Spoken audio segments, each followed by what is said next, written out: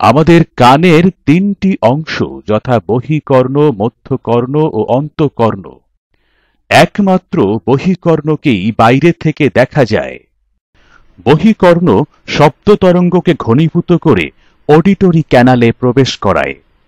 Auditory ক্যানালে বিদ্যমান সেরুমিনাস গ্রন্থি ধুলাবালি আটকে রেখে টিম্পেনিক পর্দাকে রক্ষা করে।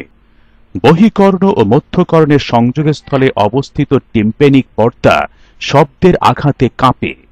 মধ্যকর্ণে থাকে মেলিয়াস, ইনকাস ও স্টেপিস নামক তিনটি অস্থি। এই তিনটি অস্থি শব্দ তরঙ্গকে 20 থেকে 25 গুণ বাড়িয়ে অন্তঃকর্ণে প্রেরণ করে।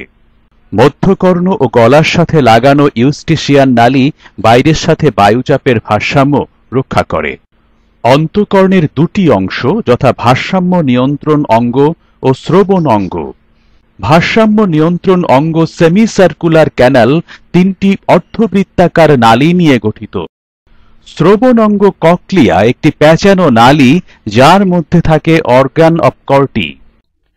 অর্গান অব কর্টি শব্দ তরঙ্গকে স্নায়ু উদ্দীপনায় পরিণত করে অডিটরি স্নায়ুর মাধ্যমে মস্তিষ্কে প্রেরণ করে।